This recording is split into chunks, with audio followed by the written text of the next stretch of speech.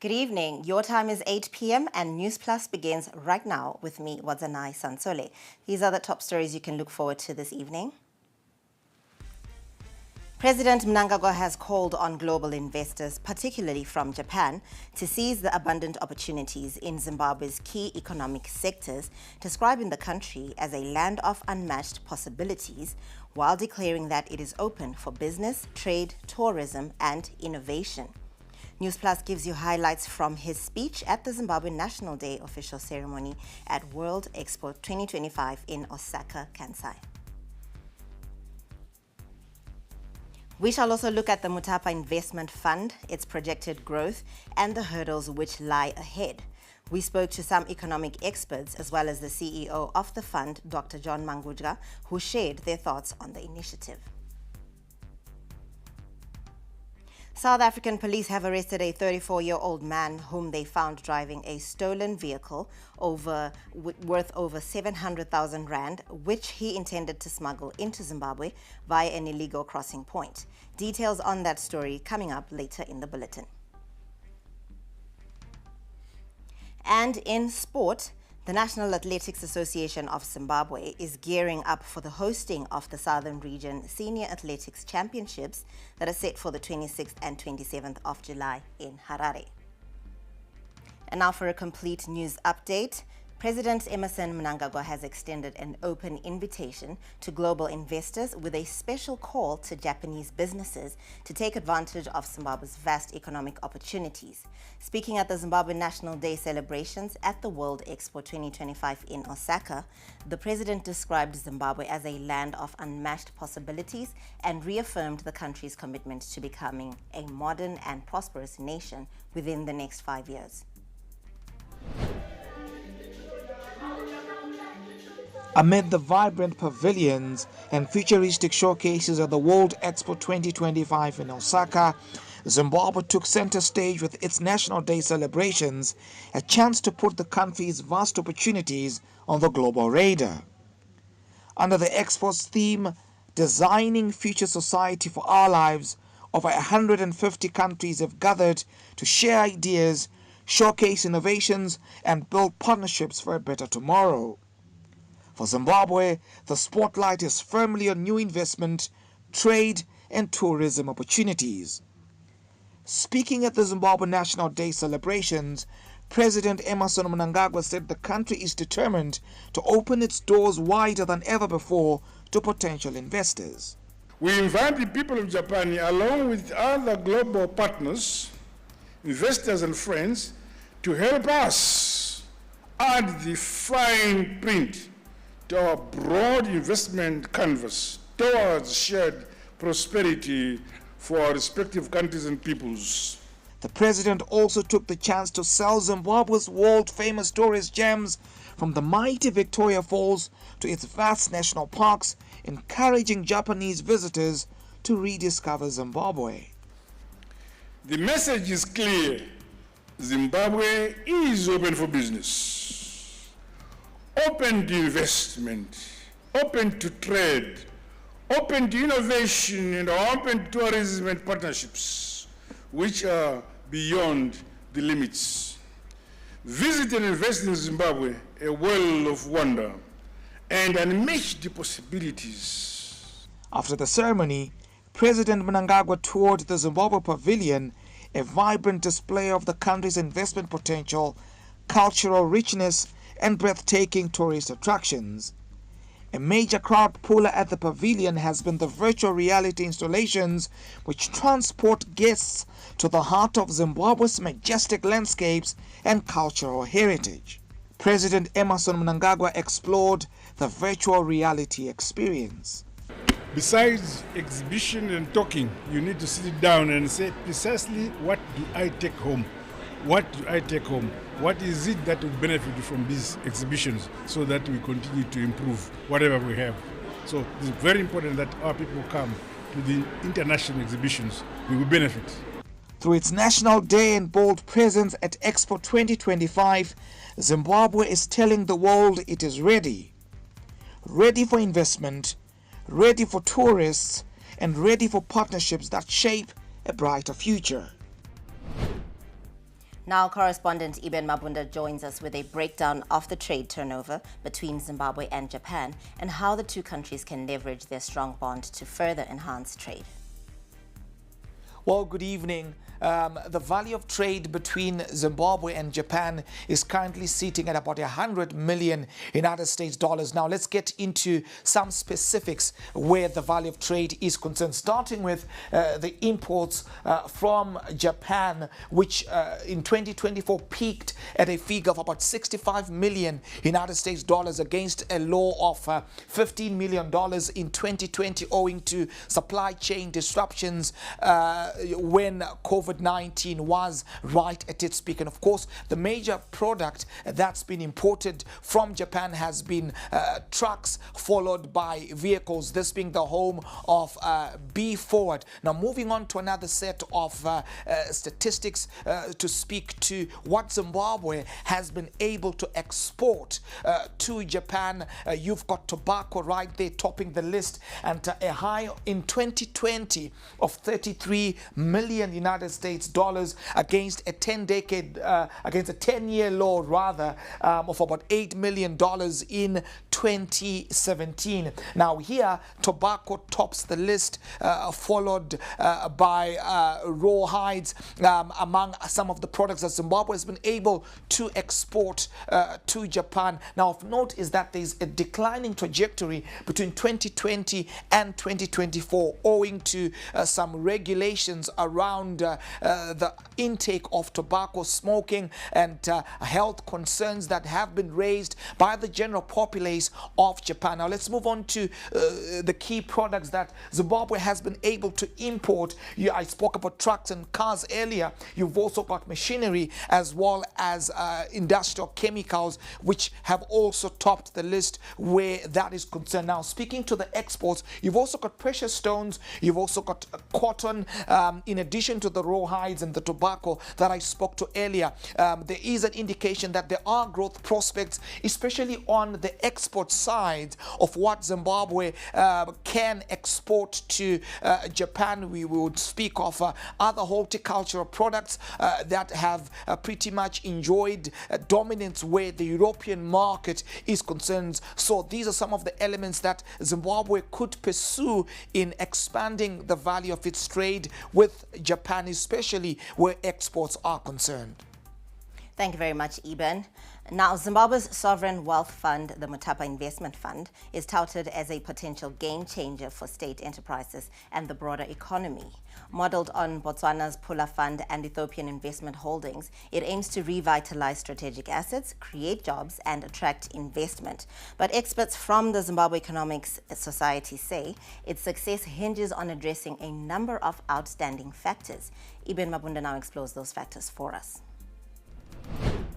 Zimbabwe's sovereign wealth fund, the Mutapa Investment Fund, aims to drive economic growth and revitalize strategic state assets.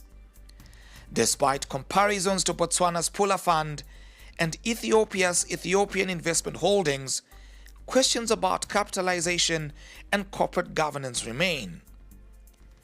Established in 2014 and operationalized in September 2023, the Mutapa Investment Fund holds a diverse portfolio across mining, energy, ICT, transport and logistics, agriculture, financial services, and real estate. Its assets range from the national power utility ZESA and mining companies like Bindura Nickel and Freda Rebecca Gold Mine to struggling state entities such as Air Zimbabwe, National Railways, and telecom operators Net1, Tel1, and Telecel. Was made in a good decision that we transfer the 30 entities into the fund. Those entities, our job is to sweat them. After sweating them, they will make money for the country. Mutapa is tasked with turning around loss-making state enterprises that have long strained public finances.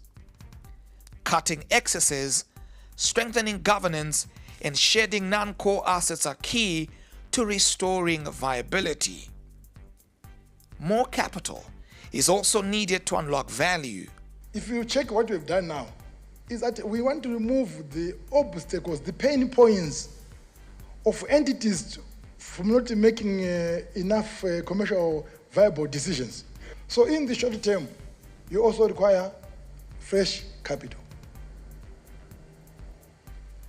And that fresh capital requires us to move forward, both in the short term and long term. Economists say the concept is sound, but success hinges on strong governance and adequate capitalization. There is no greater transparency to all people than to actually have a robust Victoria Falls Stock Exchange where you put them all there for all to see. That means they have got to be compliant. They must produce accounts within a specified time, and that's your most efficient market to get capital. The Zimbabwe Economic Society believes the fund's mission is to grow Zimbabwe's strategic assets, build sustainable national wealth, and drive economic growth through responsible investment and sound management. With the better stewardship, focusing on the real issue now of our resources, with better resource management, stewardship, colleagues, no Zimbabwean should be in poverty. Look at China now. They've pushed 800 million people out of poverty in a short space of time, 1990 to 2022, and they've declared that extreme poverty is history. As the Mutapa Investment Fund seeks to mimic the success of regional peers, the road ahead will be defined not just by ambitious investment plans, but by how effectively it can turn legacy liabilities into viable national assets. That was a story on Zimbabwe's Mutapa Fund. Now, in other news, the Serbian government has pledged to strengthen Zimbabwe's human capital for development. And speaking after a meeting with Home Affairs and Cultural Heritage, Minister Kazembe Kazembe, the Serbian ambassador to Zimbabwe, told the media that his country will enroll more than 30 students under its presidential scholarship. In the past, the Serbian government has been enrolling not more than 10 students annually for the presidential scholarship. The European country noted education was a critical tool for development, which Serbia is committed to support. Students, we decided to increase the number of the scholarship by the government of Serbia to the government of Zimbabwe through the office of the president and the cabinet presidential scholarship to 30 per year. Which means that very soon, in a few months, 30 plus 1, which also I proposed, like, as exclusive right of ambassador, 31 students will go to study in Serbia. Zimbabwe welcomes the gesture to support education, adding the two countries have shared a mutual relationship over the years. When it was still Yugoslavia, we benefited a lot, and in fact, I didn't even know. I'm not so sure if any one of you knew that Serbian companies did a lot of infrastructure development here, including the Rainbow Towers. It was a Serbian company, and I'm told also a Serbian company did work for the police, the headquarters and all the rest of it. So it clearly shows that we've had a long and mutually beneficial relationship. Zimbabwe and Serbia share a history rooted in solidarity during the country's liberation struggle, with Serbia, then part of Yugoslavia, providing support for freedom fighters. Long-standing, traditional and very friendly relationship between Serbia and Zimbabwe, and before that between the Yugoslavia and Zimbabwe, because Serbia is one of the main successors and independent country who continue with the legacy of the Yugoslavia. One of the most important heritage we took from the Yugoslavia was non-alignment movement and cooperation with all African, Asian and Latin American countries in terms of solidarity, multilateral affairs, respect of the United Nations Charter, respect of sovereignty, territorial integrity. Both our countries passed through very difficult period of time, some of crisis, some of the political pressure from outside, from West and from some other. Despite the high literacy rate in Zimbabwe, which makes the country one of the best in Africa, brain drain has been a major blow. The Serbian initiative is one of the programs that can go a long way in covering the gap. For ZTN Prime, I am Mirira Nsingo. Now, still to come on Newsplus, Zimbabwe's consulate in Beira gets facelift.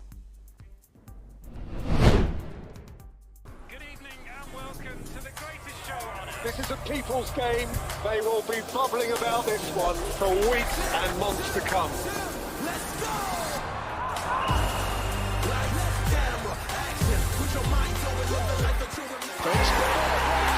Wherever you are, whatever your reason, it's on SuperSport all season long. Reconnect and stay connected to DSTV Compact and get the best football on us. Call for public nominations for persons to serve on the Zimbabwe Media Commission.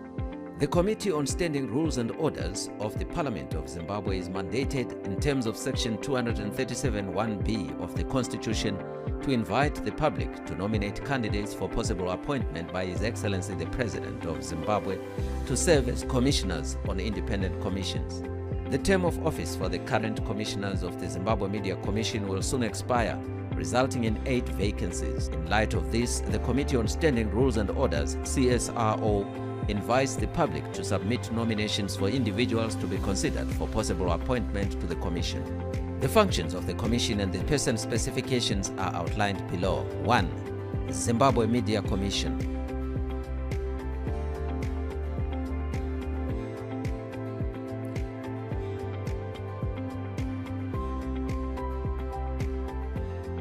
Person specification for appointment to the Commission.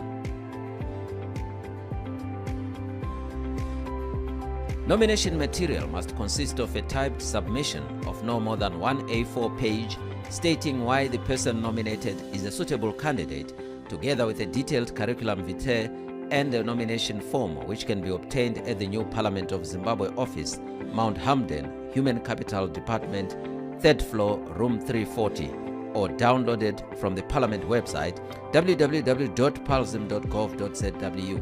Nominations must be addressed to the Clerk of Parliament in sealed envelopes marked Zimbabwe Media Commission. These may be emailed to clerk@palzim.gov.zw or posted or hand-delivered to the Clerk of Parliament, Parliament of Zimbabwe, New Parliament Building, 2nd floor, Records and Information Department, room 201, Mount Hamden, or by post at P.O. Box CY 298 Causeway, Harare. The closing date for submitting nominations is 16:30 hours on Friday, 25 July 2025. Parliament of Zimbabwe, a SARS 2001-2015 certified organization.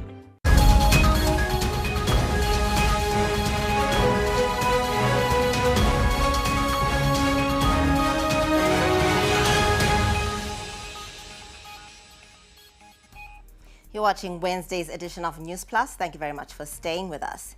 Now, in a move aimed at strengthening Zimbabwe's diplomatic footprint and boosting its global image, the government of Zimbabwe is forging ahead with renovations at some of the country's consulates, with the latest being at the embassy in Beira, Mozambique. Zimbabwe is giving its diplomatic infrastructure a new face, starting with major refurbishment works at the consulate in Beira, a strategic port city that has long served as a lifeline for Zimbabwe's trade and regional diplomacy. Special advisor to the president, Dr. Joram Gumbo, toured the site and said the facelift is more than cosmetic, highlighting that the Beira project is part of a wider diplomatic renewal plan. The refurbished properties have been made not only aesthetically but functionally modern, secure, and ready for occupation in the future. The properties offer safe, dignified working conditions for our diplomatic personnel and a welcoming environment for visiting nationals. Ladies and gentlemen, this initiative reflects our determination to position Zimbabwe as proactive, responsible, and globally competitive. As we forge ahead, let us remain committed to implementing projects and programs that not only address present needs, but also anticipate the demands of future generations. Now, this refurbished consulate is expected to advance the country's economic interests, exploiting its proximity to the Beira port, which is a major center of trade in the SADC region. Beira is a very important place for us. As I said, for political and economic reasons. Politically, because we have been fighting for our independence from Mozambique until we got independent in 1980. Economically, because, as you are aware, the SADC region, most of the countries, they receive their imports through here, and they also send out their exports through here. So it's a very important place which we believe has to be given the status that it. Now, this Wednesday, the United Nations launched the United for Youth Inclusion Program, a groundbreaking project placing young people, including those with disabilities, at the heart of national development by offering over 25 youths from diverse backgrounds a chance to work within the UN system for 12 months. Our reporter, Faith Nyaude, was at the event and compiled the following report. In Zimbabwe, where nearly half of the youth is not employed, educated, or trained in any specialty, a new initiative is offering them a lifeline. This opportunity presents a platform to provide a new meaning to their lives. So as a young person who was volunteering in my community and also sharing some of the knowledge as a victim of abuse, I see this platform as a big platform for us to represent other young people. I don't want to be the voice of the voiceless, but I want to amplify the voices of those young people who do not have such platforms. I think this is going to be helping me in terms of mentorship, because already we have got skills, we have acquired skills in our training, college training, university training, and then now we need that mentorship in terms of how then do we go around in terms of getting employment. This is also helping my youth in engaging into employment, knowing your careers. So that they are helping. Nyasha, Dumisani and Clayton are among the many young Zimbabweans who are looking to apply for the placements, whichever reason, within the United Nations system. It is on the part of the United Nations a bold effort to include young people, especially those with disabilities, in shaping development policy and practice. The context of this landmark initiative, where we are coming together as a UN family to support young people, especially those with disability, in the area of harnessing their skills as they move on with their career in the country. Zimbabwe's youth face tough odds. According to the 2024 Labour Force Survey, 1.4 million of them are currently not in work, school, or any form of training, a crisis worsened for those living with disabilities. 1.4 million young people in this country are not employed. Some of them are not going to school, or they're not having any training, any skills. So we are lauding this initiative and supporting it as UNFPA, because our vision is to ensure that every young person's potential is fulfilled. The United for Youth Inclusion program promises more than just internships. It is a chance for youth to transform institutions from within and for institutions to finally reflect the populations they serve. And I think it's enough time to be a mentor and also capture those talents. And then, of course, those who perform very well and who are capable of contributing to the work of the various organizations will have opportunities to compete in available jobs. The UN says this is just the beginning. As Zimbabwe pushes to meet its development goals, programs like this could turn a struggling generation into the nation's greatest asset. Reporting for Z10 Prime, I'm Faith Nyaude in Harare. And in other news, Speaker of the National Assembly, Advocate Jacob Mudenda, has called on legislators to step up their oversight role and ensure that national resources are channeled towards pro-poor development. Speaking at a capacity building workshop for the Public Accounts and Budget and Finance Committees in Bulawayo, Advocate Mudenda challenged lawmakers to be more assertive in budget analysis, warning that playing a passive role is a betrayal of their constitutional mandate. It is very critical because members of parliament are the ones who finally must pass the budget in the House after some robust debate And it is therefore important that they are well equipped with the tools on how to analyze the budget by ensuring that certain principles of the budget analysis are adhered to. Now, students from 16 universities which participated in the annual quiz and debate competitions hosted by students and youth working on Reproductive Health Action Team, Say What, have vowed to disseminate critical information for the development and empowerment of young people, especially from institutions of higher learning. Now, this year's competitions were running under the theme Know and Act, Students Leading, Equity and Change.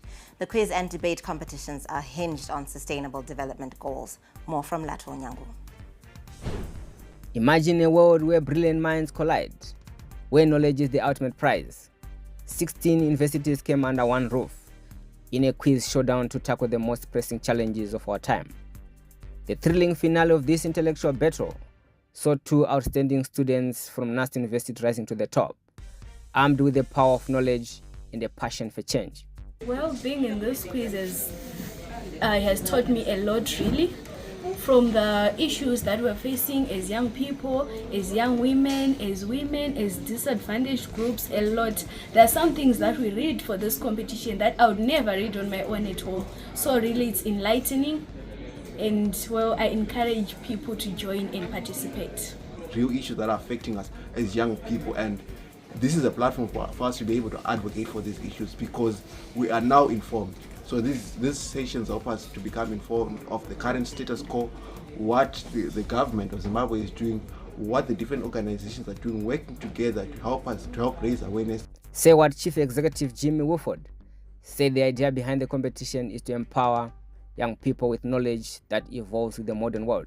How can we do something that can even allow students, engage them or motivate them to read more? When they come for these competitions, they are given a range of topics that they are supposed to read. So they will read about it. They can read about climate change. They will read about gender equity. They will read about...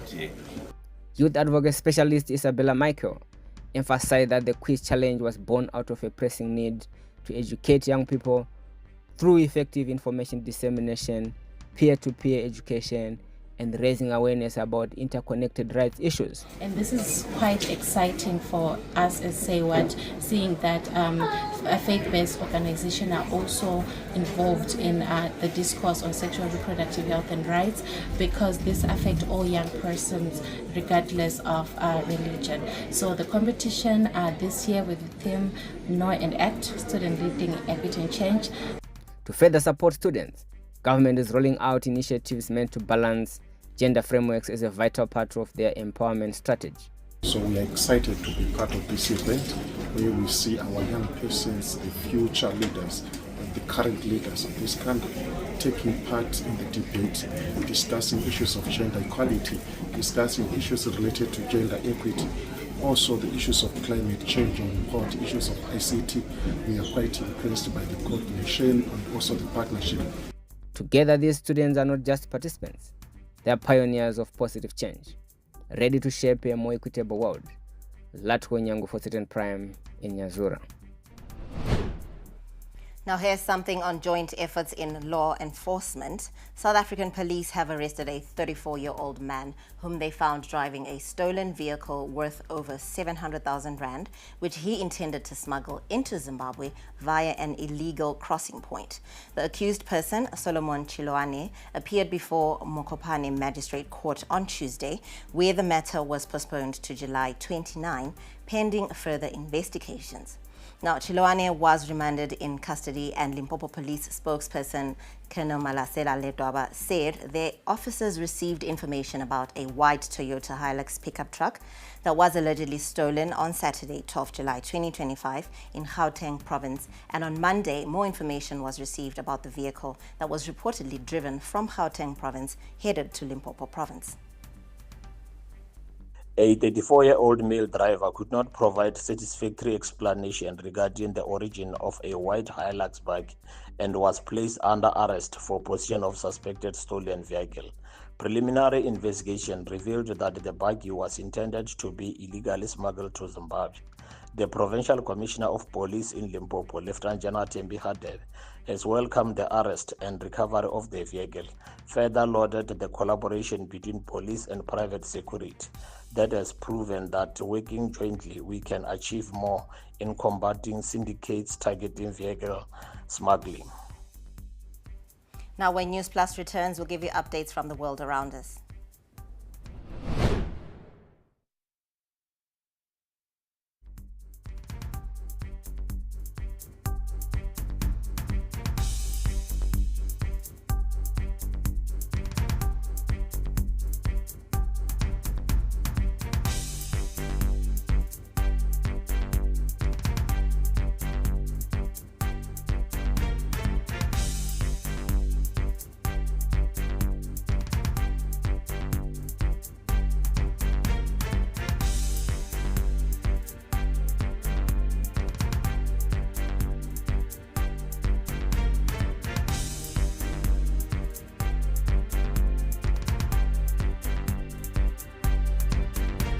Big in the EcoCash Chakachaya Ziawaku EcoCash promotion with over 200,000 winners. Earn at least 20 points when you cash in, send money, buy airtime or data, make payments, receive money from the diaspora, or receive your salary via EcoCash. And you could be in the running to win an all-expenses-paid trip to watch an AFCON match in Morocco, a holiday for two in Dubai, solar kits, cows, fridges, gas stoves, motorbikes, cash, airtime, and so much more.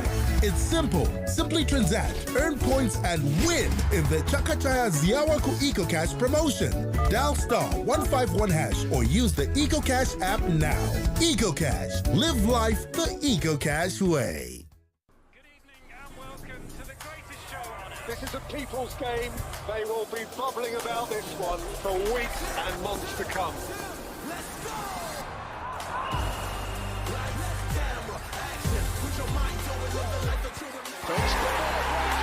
Wherever you are, whatever your reason, it's on SuperSport all season long. Reconnect and stay connected to DSTV Compact and get the best football on us.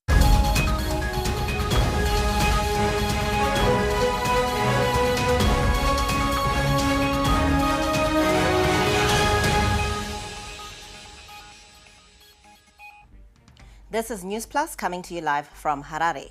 Now, the late Nigerian former president Muhammadu Buhari has been buried at his home in northern Nigeria 2 days after his death at the age of 82 at a clinic in London. His body was flown back to Nigeria earlier on Tuesday, and his successor, Bola Tinubu, was at the airport in Katsina State to receive the late former leader's remains. It was then taken to Buhari's hometown of Daura, where, with hundreds attending, Islamic funeral prayers were held at the Central Mosque. The government had declared Tuesday a public holiday to honor Buhari. Let's now take a look at what's happening in the Middle East. In the war-ravaged Sheikh Radwan neighborhood of eastern Gaza City, a 10-year-old girl, Sarah Al-Bash, is quietly creating what many call a miracle of life. Once a cheerful child living an ordinary life with her family, Al-Bash's world was abruptly and irreversibly changed by a sudden airstrike that claimed the life of her father and took both of her arms. However, from the depths of despair, this brave young girl has risen with extraordinary resilience, showing the world the tenacity and hope that continue to blossom even amid the rubble. كنت قبل الإصابة أعيش حياة عادية زي أي طفل له إيدين، أما الوقت كنت أنا وإلي إيدين أمشط، ألعب، آكل، أشرب. أما الوقت مش إلي إيدين، بمشطش لحالي، باكلش لحالي، بشربش لحالي، يعني مش أي لعبة بعرف ألعبها. أنا الوقت قبل ما تنبتر إيدي كان حلمي إنه أصير دكتورة، بس هالوقت بطل إلي إيدين، حلمي تكسر وهالوقت بس أركب إيدين بصير دكتورة. Meanwhile, Israeli military operations in the Gaza Strip have not only inflicted heavy casualties among civilians and caused widespread destruction of infrastructure, but have also resulted in severe damage to archaeological and cultural heritage sites, some of which date back thousands of years. Ancient mosques, churches, markets, and museums, all symbols of Palestine's enduring historical and civilizational legacy, have suffered extensive damage or have been completely destroyed amid the ongoing conflict. We have documented several cases in which the Israeli army has deliberately targeted cultural and archaeological sites over Gaza, across the Gaza Strip. These targetings were apparently deliberate to obliterate the Palestinian identity in Gaza and the Palestinian history, and as a tool of genocide that is being practiced against the Palestinians for over 21 months now. And still on our global stories, since China and Albania signed a visa-free travel agreement in January 2023, Albania's tourism industry has experienced remarkable growth, transforming from a seasonal getaway to a year-round destination. And once a hidden gem on the European map, Albania is now stepping into the global tourism spotlight, drawing visitors with its rugged mountains, pristine coastlines, and UNESCO-listed heritage sites. In the past, we focused on peak periods, but now we're seeing success year-round, drawing business from both new and traditional markets. That's a huge milestone. We want Chinese tourists to stay longer, especially in the quieter months. The interest is real, and Albania is ready to welcome them with personalized professional service. Still to come on Newsplus in our business news, youth empowerment key to addressing food insecurity.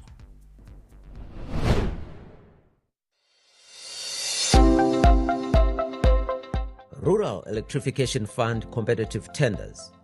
The Rural Electrification Fund REF is inviting bids from reputable bidders for the following tenders.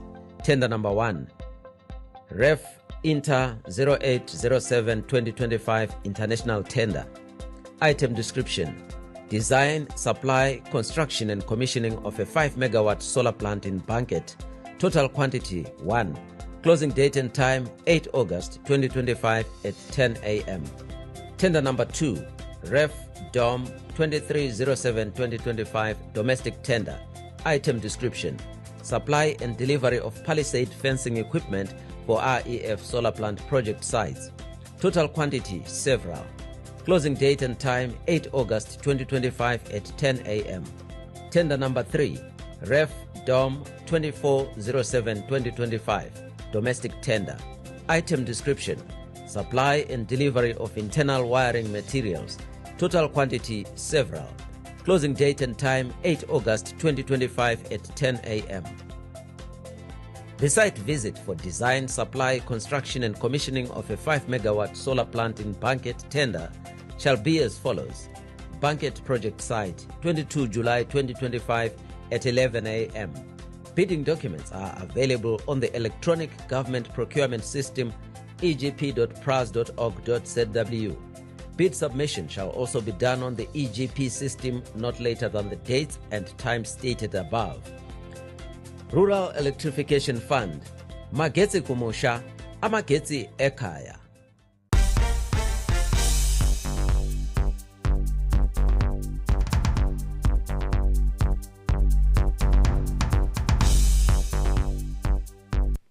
It's time now to take a look at what's happening on the economic landscape.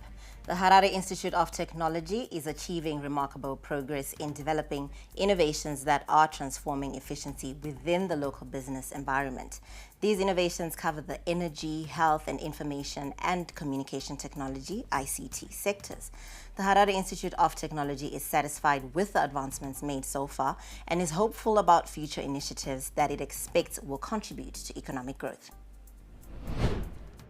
The Harare Institute of Technology has created innovative software applications that have improved operations of city councils. A parking solution, which was implemented to boost revenue collection, has already been adopted by the councils of Gweru, Mutare and Chinoi. Additionally, they have introduced a local digital system which functions as an enterprise resource planning tool for local councils. And this ERP has got 38 modules, so they can pick and choose from stand allocation, the accounting, asset management. There are various modules that they can actually choose. So these are some of the innovations and products that Harare Institute of Technology has developed. The councils of Bulawayo and Harare have expressed interest in the solutions provided by HIT, and there are ongoing discussions which include training council staff to become acquainted with the digital systems. Sahara is a fuel management system created by HIT in collaboration with Matsimba Technologies. It has been implemented at Wange Power Station and several service stations as well. This system enhances operation within the fuel sector.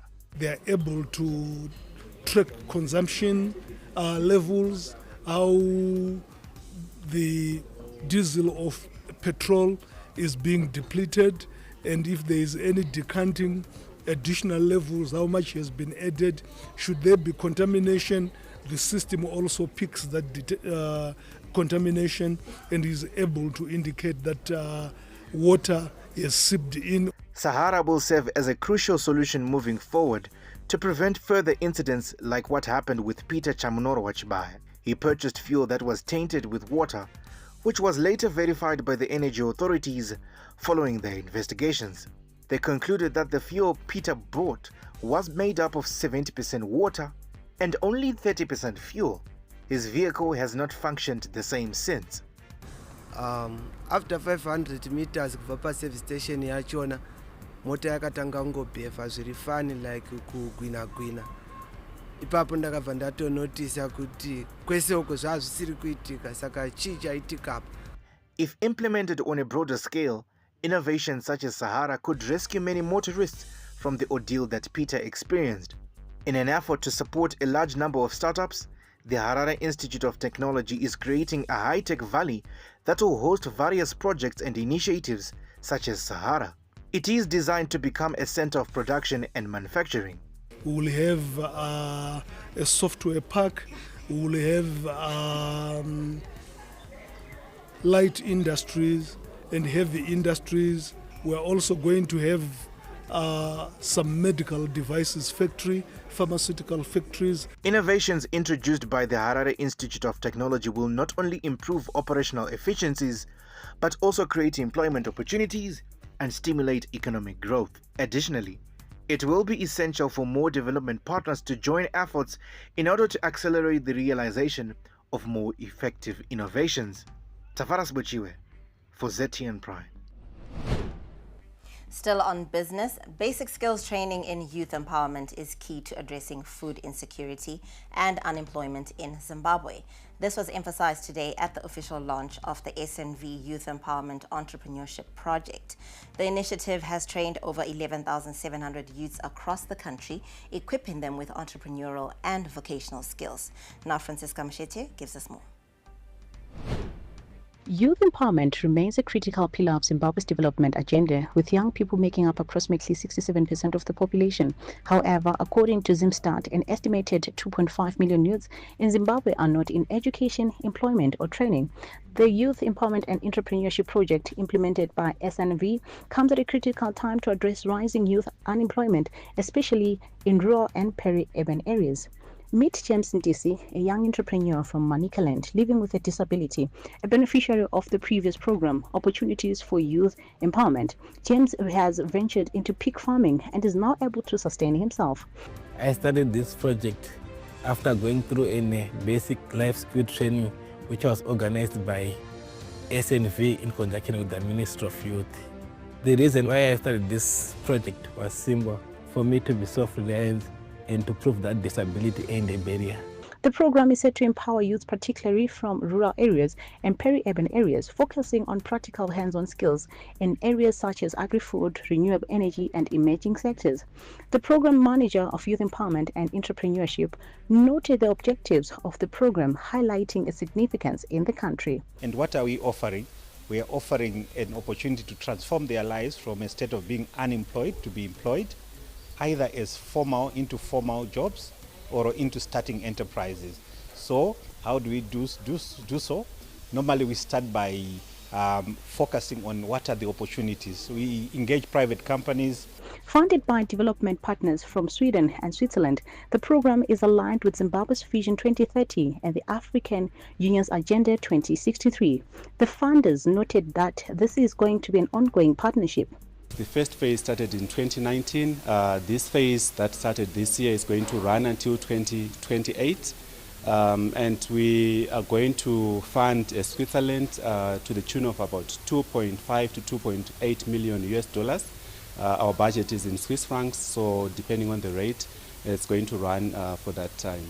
The Permanent Secretary in the Ministry of Youth, Sports, Arts and Recreation reaffirmed the government's commitment to youth development through collaboration with stakeholders to provide funding and working spaces for startups. Is the National Youth Policy is being reviewed hand in hand with the National Youth Empowerment Strategy.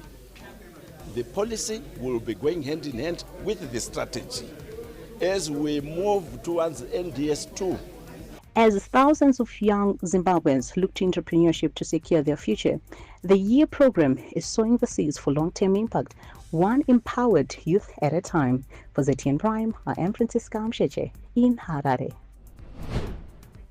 Now, US President Donald Trump has claimed that Washington has secured full access to Indonesia without paying tariffs, calling it the biggest part of the deal during remarks on upcoming trade agreements. Indonesia was the US's 23rd largest trading partner last year, with total exports to the country reaching $28 billion US dollars, while copper accounted for only $20 million US dollars. And according to the US Commerce Department, the US exported $10 billion US dollars in goods to Indonesia, mainly oilseeds, grain, and energy. We made a deal with Indonesia. I spoke to their really great president, very popular, very strong, smart. And we made the deal. We have full access to Indonesia, everything. As you know, Indonesia is very strong on copper, but we have full access to everything. We will pay no tariffs. So they are giving us access into Indonesia, which we never had. That's probably the biggest part of the deal. And the other part is they are going to pay 19%, and we are going to pay nothing. I think it's a good deal for both parties. But we will have full access into Indonesia. And we have a couple of those deals that are going to be announced. India basically is working along that same line. We're going to have access into India. And you have to understand, we had no access into any of these countries. Our people couldn't go in. And now we're getting access because of what we're doing with the tariffs. So they're paying 19%, and we are not paying anything. And they're going to give us full access into Indonesia. Stay tuned to Newsplus for some entertainment and sports news still to come.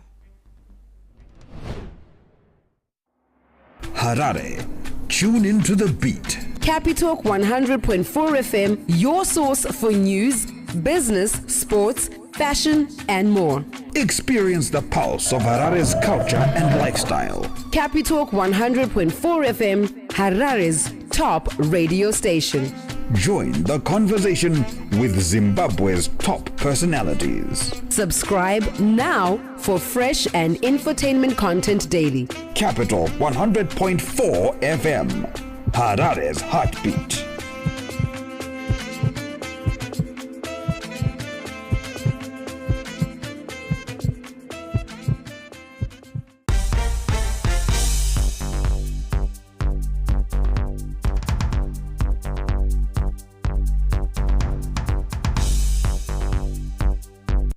We now take a look at our sports updates.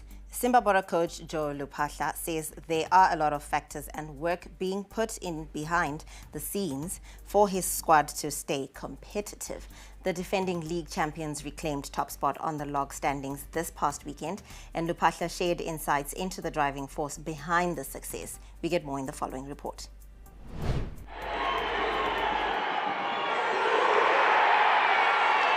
PSL defending champions Simba Bora have shifted into high gear in recent weeks, underlining their desire to defend the title they won last season in just their second year in the top flight.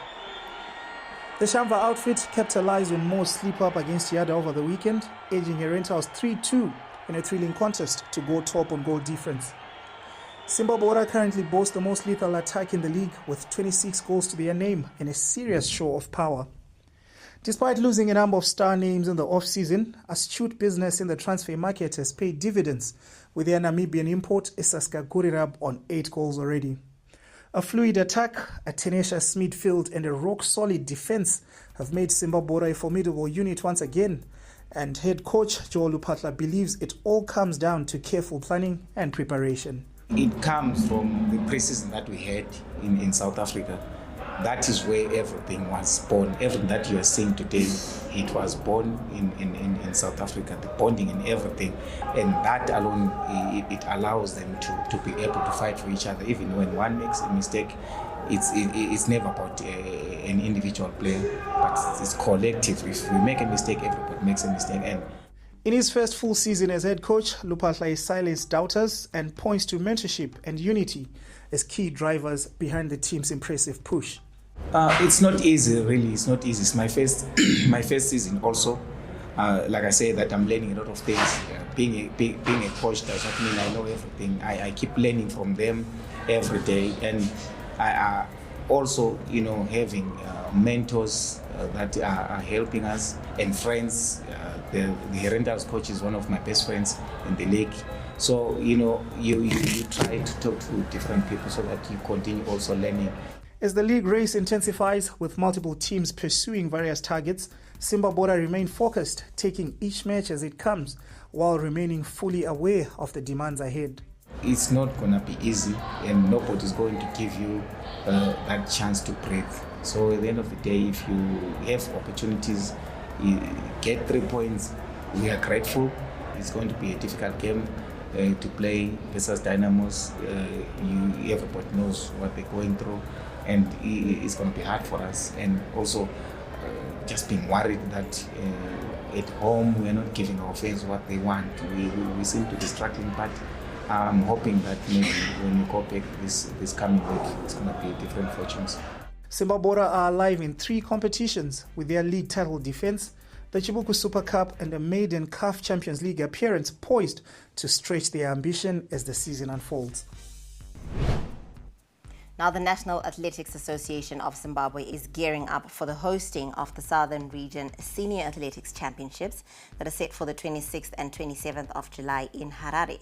Zimbabwe is hosting the major event for the first time after over 10 years and is promising to make home advantage count. This event, sanctioned by World Athletics, will feature elite athletes from over 12 countries at the University of Zimbabwe grounds. As we speak, all 12 Southern Region member federations have confirmed their participation, from Zambia to South Africa, from Seychelles to Angola. The continent is coming to Harare. About 500 athletes and officials are expected in this country, and preparation to host them are in their final stages as we speak. Our local organizing committee, ably chaired by Mr. Enias Noro, is not here. He has worked tirelessly over the past months to deliver a comprehensive operational plan. The key milestones include venue readiness. The University of Zimbabwe Athletics Track has undergone final inspections and minor enhancements, ensuring compliance with the World Athletics standards. Accommodation and logistics. Athletes and officials will be housed in the designated hotels within the proximity to the venue, with dedicated transport systems in place to ensure efficient, secure, and punctual mobility. We have secured all required equipment, including starting blocks, electronic timing systems, lane markers, photo finish cameras, and communication radios. This is more than a sports event. The championship is a continental statement of unity and excellence. It's a platform for young athletes to shine, secure sponsorship, and qualify for the 2025 World Athletics Championships to be held in Tokyo, Japan. It's a springboard for Zimbabweans' tourism and economic participation. It's also a national symbol of recovery, resilience, and regional reintegration. The Zimbabwe Olympic Committee hailed the high impact from the athletes circuit and reaffirmed its support of athletes at different levels. I want to begin by acknowledge and celebrate our athletes' recent outstanding performance at the Region 5 Games in Namibia. And of course, out of the 22 gold medals, athletics contributed 7. And out of a total of 89 medals, athletics again scooped 42 medals, which is very, very impressive. So these victories, they're not only a reflection of personal excellence, but also a spirit of Olympism, excellence, friendship, and respect. These are the 3 values of the International Olympic Committee.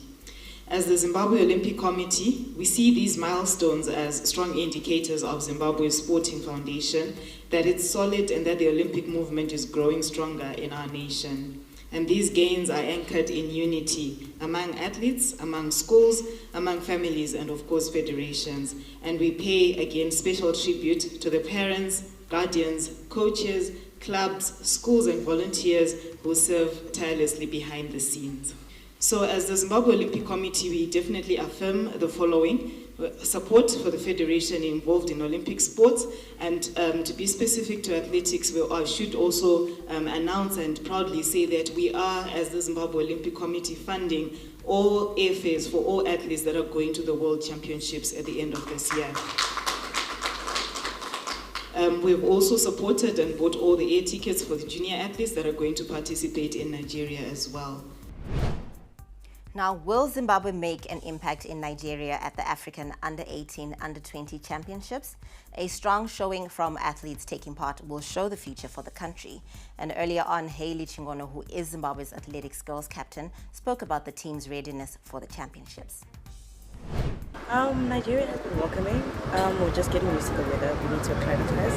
And as for the team, we have been working. Some of us have used Namibia for preparation for this championship, and most of us have been training back at home individually, and I'm pretty sure that everyone here was selected for a reason, and we're here to show them what Zimbabwe has to offer. My expectations for the next 5 days are definitely a tough competition. Personally, 3 medals, hopefully a gold within them, and from the team I expect Mavira. I expect a whole lot from the team because we are strong. We have strong athletes, mentally and physically, so I do expect great results. Now, Zimbabwean athlete Tatenda Chindoa has clinched the country's first medal at the ongoing CAA African Under-18, Under-20 Championships in Abeokuta, Nigeria. Chindoa secured a silver medal in the Under-18 men's high jump event, showcasing his impressive skills and dedication to the sport. This achievement is a testament to Zimbabwe's growing talent in athletics and is expected to boost the morale of the Zimbabwean team, inspiring young athletes in the country. It feels great to open up the medal count for the team. I'm kind of disappointed it's another silver from the Region 5s, but there's more work to do. I was scared. I was like, this is very different. Region 5s is 11 countries. I heard there's 43 countries here. I was really scared. I was like, the competition is going to be like very high. But as soon as we got like mid-competition, I kind of got comfortable. My strength today, it was the fact that I got the silver. New Zealand's new coach, Rob Walter, who is also South Africa's old white ball coach, began his tenure with a win, but his previous team made his current one sweat for it at Harare Sports Club. Chasing 174, South Africa were 111 for 7 in the 14th over before George Lind struck 30 from 20 balls and shared a 37-run stand with Gerald Coetzee. South Africa needed 31 runs from the last 3 overs, but Lind holed out against Jacob Duffy, who ended the contest with 2 wickets in 2 balls. That meant New Zealand's joint second highest score against South Africa of 173 proved to be enough on a surface where short balls proved to be the most challenging. Now, the Chevrons, who lost to South Africa by 5 wickets with 25 balls remaining, will face New Zealand on Friday at the same venue. And that's a wrap on Wednesday's bulletin. Thank you very much for watching. I'm Wadzanai Sansole. Have a good night.